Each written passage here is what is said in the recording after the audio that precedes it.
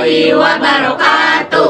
Izin memperkenalkan diri, kami dari kelompok Bank Umum. Kami akan memaparkan materi tentang Otoritas Jasa Keuangan Bank BRI. Sebelumnya, izin memperkenalkan diri, nama saya Aluna Rizky Ningtyas dari kelas 10 MIPA 2. Nama saya Fari Farullah dari kelas 10 MIPA 2. Nama saya Rasila Siti Salwa dari kelas 10 MIPA 2. Nama saya Yeremia Octavianus dari kelas 10 MIPA 2. Nama saya Aurelia Nursani Ananda dari kelas 10 MIPA 2. Nama saya Dina Fadila dari kelas 10 MIPA 2. Silakan simak penjelasannya.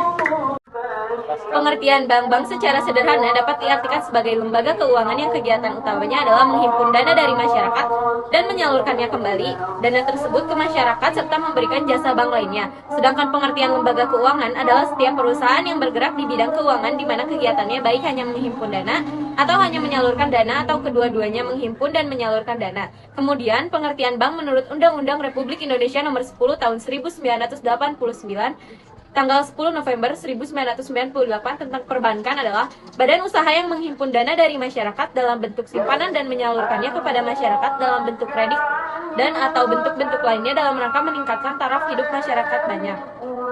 Kegiatan menghimpun dan menyalurkan dana merupakan kegiatan pokok perbankan, sedangkan kegiatan memberikan jasa-jasa bank lainnya hanyalah merupakan pendukung dari kedua kegiatan di atas.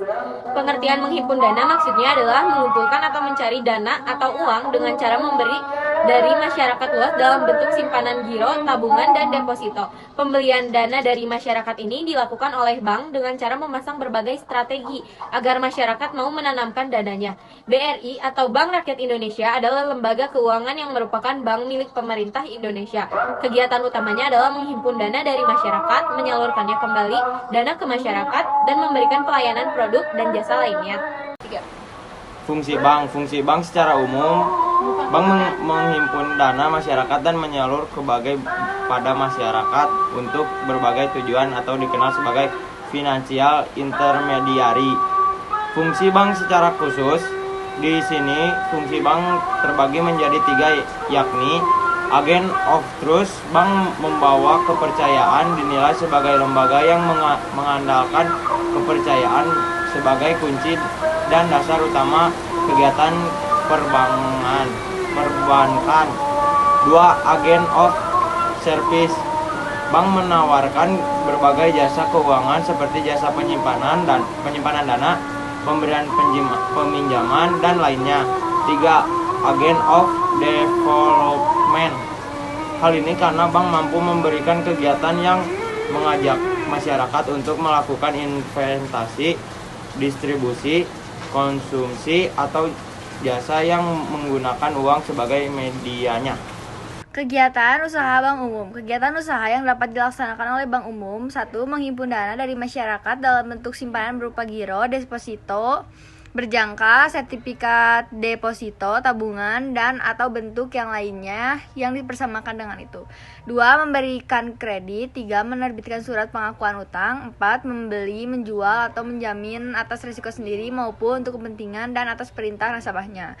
5. Surat-surat wasel termasuk wasel yang diekspektasi oleh bank yang masa berlakunya tidak lebih lama daripada kebiasaan dalam perdagangan surat-surat yang dimaksud. 5. Surat pengakuan utang dan kertas dagang lainnya yang masa berlakunya tidak lebih lama dari kebiasaan dalam perdagangan surat-surat yang dimaksud. 6. Kertas perbendaharaan negara dan surat jaminan pemerintah. 7. Sertifikat Bank Indonesia SBI. 8. Obligasi. 9. Surat dagang berjangka waktu sampai dengan 1 tahun.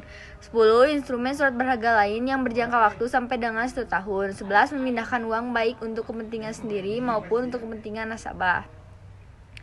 12. Untuk menempatkan dana pada meminjam dana dari atau meminjamkan dana kepada bank lain, baik dengan menggunakan surat sarana telekomunikasi maupun dengan wasel, ujuk, cek, atau sarana lainnya.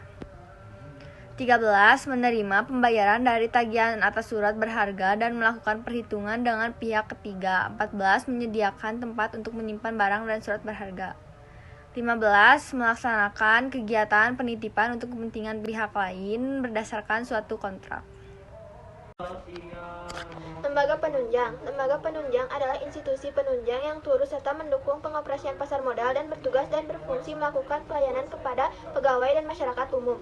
Lembaga penunjang ini terdiri dari Bank Kustodian, Biro Administrasi Efek, Wali Amanat, dan Pemeringkat Efek.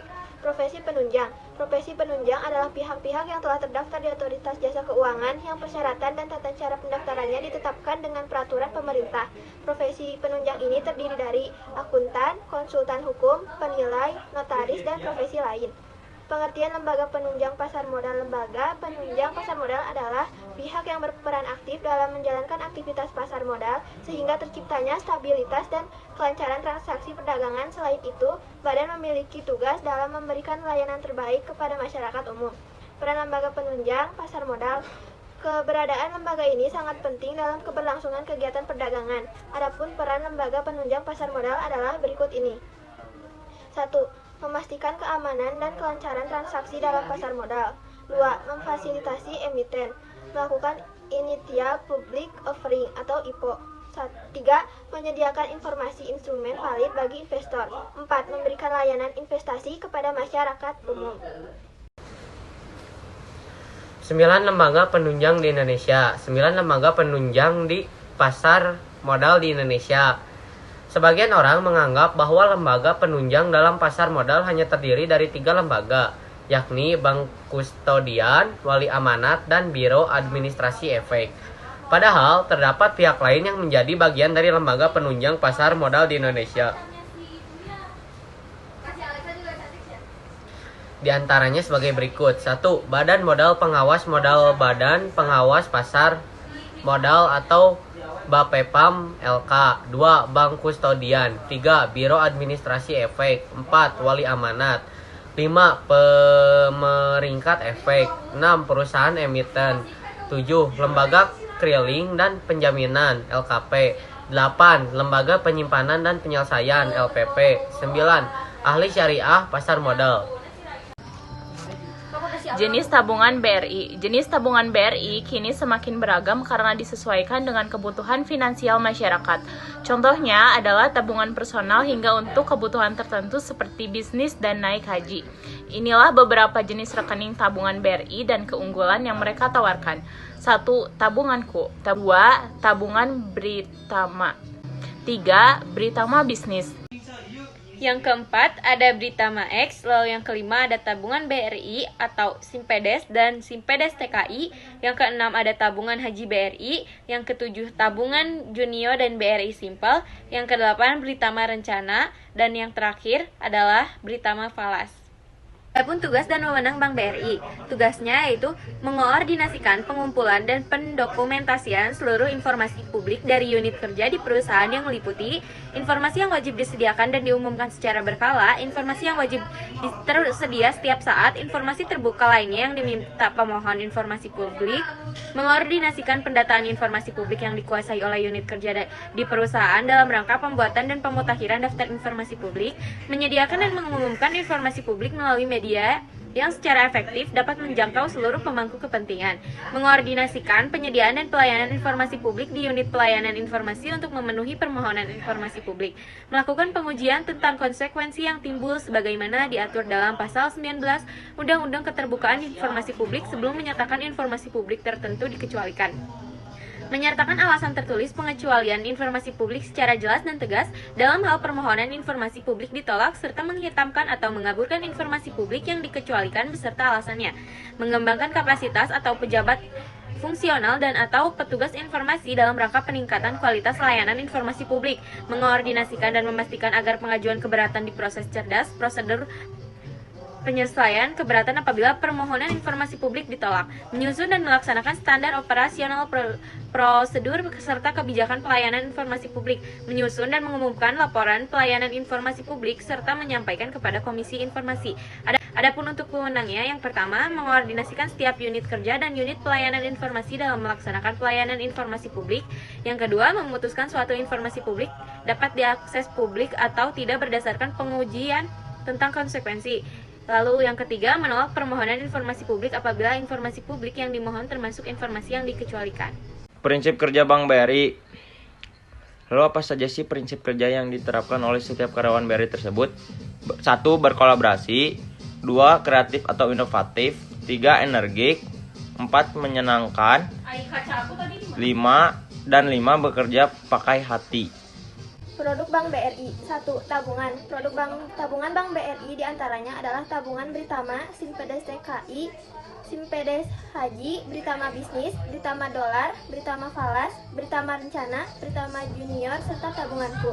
Produk tabungan yang tersedia sangat beragam, mulai dari tabungan untuk orang dewasa, anak-anak, hingga tabungan haji dan asing. Ini akan memudahkan kita dalam memilih produk yang sesuai dengan kebutuhan dalam menyimpan uang. 2. Deposito. Berikutnya ada produk deposito Bank BRI, termasuk diantaranya adalah deposito rupiah, on-call, dan falas. Selain deposito, produk Bank BRI juga mencakup giro. Produk giro Bank BRI meliputi giro BRI, falas, dan giro BRI rupiah. 3. Pinjaman. Selain aneka produk simpanan, di atas Bank BRI juga menawarkan aneka produk pinjaman. Produk Bank BRI pinjaman terbagi dalam 5 kategori, yaitu pinjaman mikro, pinjaman retail, pinjaman menengah, pinjaman program, dan pinjaman kredit usaha rakyat atau KUR. Untuk pinjaman mikro yang disediakan oleh Bank BRI meliputi Kupedes yang biasanya digunakan di daerah-daerah pedesaan. Selanjutnya ada program pinjaman retail yang terdiri dari kredit agunan khas, kredit modal kerja, kredit investasi, KMK konstruksi, KMK konstruksi BO1, KMK ekspor, kredit Briguna, kredit SPBU, kredit waralaba, kredit kepemilikan gudang, kredit resi gudang, KMK talangan SPBU, kredit waralaba, Alfamart, kredit batubara, serta kredit pola angsuran. Tetap program retail dan Bank BRI ini lebih ditujukan pada perusahaan atau retail, bukan untuk perorangan. Sementara yang termasuk dalam produk Bank BRI pinjaman menengah ialah kredit agribisnis. Sesuai namanya, produk ini dapat digunakan untuk menyokong kegiatan pertanian atau agribisnis yang dijalankan. 4. Pinjaman program produk. Bank BRI selanjutnya adalah pinjaman program. Termasuk dalam produk ini ialah KPEN-RP, KKPE, dan KKPE Tebu. Terakhir ialah pinjaman kredit usaha rakyat atau KUR yang meliputi KUR BRI dan KUR TKI BRI. Adapun mekanisme transaksi BRI, yang pertama ada BRI Link. BRI Link merupakan perluasan layanan BRI di mana BRI menjalin kerjasama dengan nasabah BRI sebagai agen yang dapat melayani transaksi perbankan bagi masyarakat secara real-time online menggunakan fitur edisi mini ATM BRI dengan konsep sharing fee. Produk dan layanan BRI Link ialah Laku Pandai dan mini ATM BRI Link. Fasilitasnya, Laku Pandai memiliki fasilitas cash in and out, report, setoran uang, tarik tunai, isi ulang pulsa, dan belanja Mirsen. Yang kedua, tunai. Ada pula fasilitas tunai ialah setoran pinjaman, setoran simpanan, dan tarik tunai. Ada pula mini ATM BRI dengan fasilitas registrasi mobile banking, registrasi internet banking, informasi rekening, transfer, dan pembayaran. Adapun keunggulan dari BRI Link adalah tanpa modal, bebas biaya sewa, fee kompetitif. Yang kedua, ada BRI MO atau BRI Mobile. BRI Mobile merupakan aplikasi keuangan digital Bank BRI terbaru berbasis data internet yang memberikan kemudahan bagi nasabah maupun non-nasabah BRI untuk dapat bertransaksi dengan user interface dan user experience terbaru, fitur login face recognition, login fingerprint, top up GoPay, pembayaran QR, dan fitur-fitur menarik lainnya. Dengan pilihan source of fund atau sumber dana, setiap transaksi dapat menggunakan rekening giro atau tabungan. Tujuan pengembangan aplikasi BRI Mobile atau BRI MO versi terbaru adalah untuk mempersiapkan business model baru ke depan, pergeseran habit nasabah yang sebelumnya bertransaksi melalui unit kerja BRI kemudian shifting ke ATM dan SMS banking. Diharapkan ke depan seluruh nasabah mulai bertransaksi melalui internet banking. Cara dapat BRI MO serta aktivasi aplikasi BRI Mobile Banking terbaru ini sangat mudah, bisa dilakukan langsung melalui aplikasi BRI MO.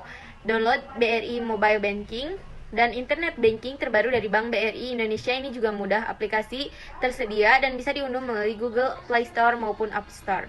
Adapun keunggulan dari BRI Mobile, yang pertama redesign UI atau UX BRI Mobile. 2. Kelengkapan fitur. 3. Buka rekening digital saving. 4. Registrasi internet banking. Yang kelima, personal financial management atau PFM. Yang keenam, menghadirkan fitur yang berisikan fitur-fitur sehari-hari yang biasa digunakan oleh nasabah BRI yang